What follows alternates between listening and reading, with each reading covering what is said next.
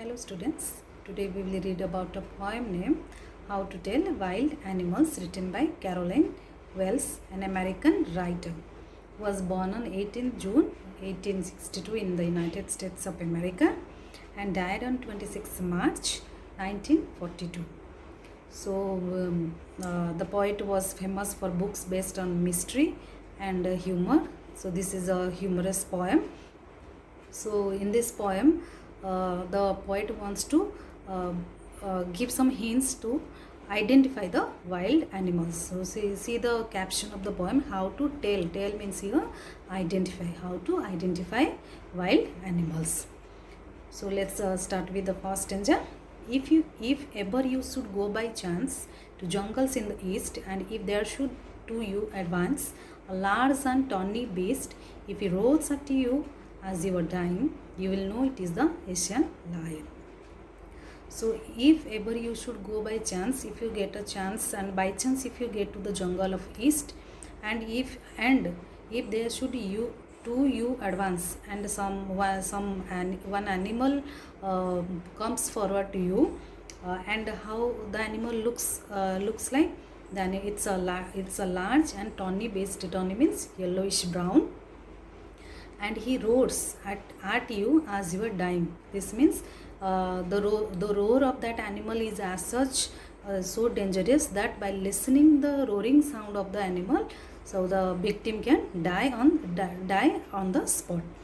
So if he roars at you as you are dying, you will know it is the Asian lion, and you will come to identify that what kind of animal is that. That is the Asian lion.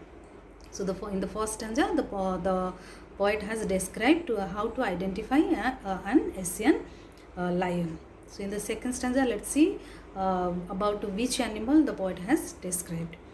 Or if sometime when roaming round, a noble wild beast greets you with black stripes on your yellow ground, just notice, if he eats you, this simple rule may help you learn the Bengal tiger to discern. So if sometime you, when roaming around, a noble wild beast, noble means you are very impressive, elegant in size, and it greets you, it welcomes you, and how it looks like, it has black stripes on a yellow ground. It's the background the color, and and it has yellow, the background is yellow in color, and it has some black stripes. Just notice, if he eats you, and suddenly in no time it will eat its victim. This simple rule may help you learn that it is the Bengal tiger. So in the second stanza, the poet has described about the Bengal tiger. Let's see that in the third stanza. If strolling forth a beast you view, whose hide with spots is peppered, as soon as he has leapt on you, you will know it is the leopard. It will do no good to roar with pain, he will only leap and leap again. So in the third stanza, if strolling means wandering, fourth means forward, a beast you view. So when you see you see an animal is coming forward, wandering forward to you, whose hide means your skin. Skin is covered, peppered means your covered, whose skin is covered with some spots. As soon as he has leapt on you, leapt means jumped on you, so he has jumped on you, you will know that it is a leopard. So the characteristic, the features of a leopard is, the features of a leopard are that the skin is covered with black spots, and suddenly by seeing its victim, by seeing its prey, it suddenly jumps on its victim.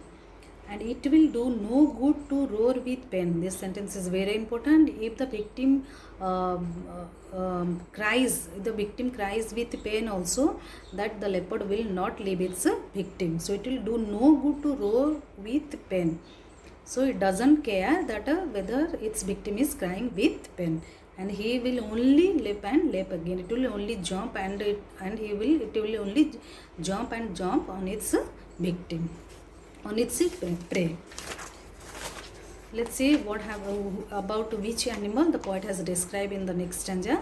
If when you are walking round your yard, you meet a creature there who hawks you very very hard, be sure it is a bear.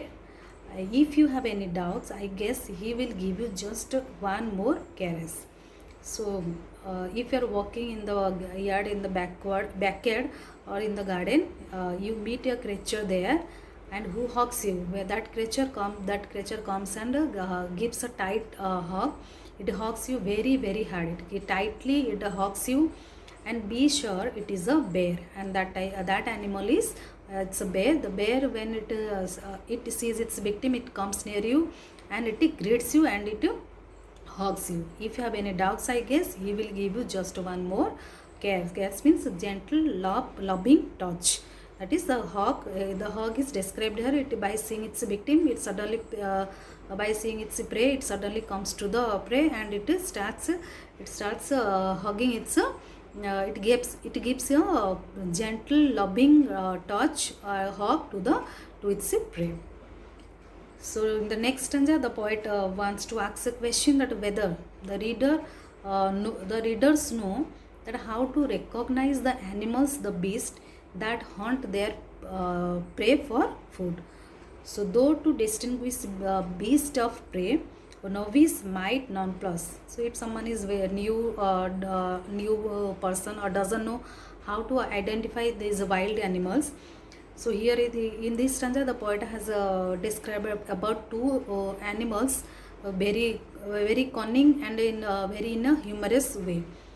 The crocodile you always may tell from the hyena thus, hyenas come with merry smiles. So hyenas they attract their prey by giving merry smiles. The smile is so attractive that the victim will come forward towards the hyena. But if they weep, they are crocodiles. If they weep means if the animal the animal that cries, it's a crocodile. So there is a distinction between hyenas and crocodile. Hyenas, they attract their prey by giving a merry smile, whereas crocodile cries to attract its prey. The last stanza, the true chameleon is small, a lizard sort of thing. He has not any ears at all and not a single wing. If there is nothing on the tree, it is the chameleon you see. So obviously the poet has described about the chameleon in the last stanza of this poem. The true chameleon is small. It is a small kind of and it just looks like a lizard, but there is a difference between the lizard and the chameleon. He has not any ears. Who has not? The chameleon has not any ears at all, and not a single wing also. So chameleon has no ears and no wings. If there is nothing on the tree, it is a chameleon you see. What does this sentence mean?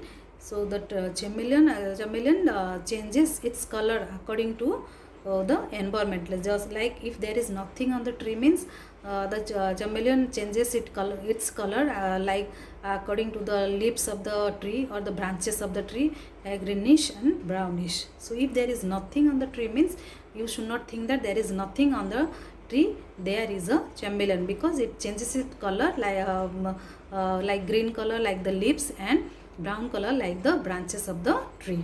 So one should be very careful while identifying in these animals. So this is a very humorous and at the same time very funny poem where the poet has described many identification marks to identify the wild animals, and also how to be very careful and to identify these animals, and to be also very careful in order to identify these wild animals. So hope children you all enjoyed this humorous funny poem. Thank you all.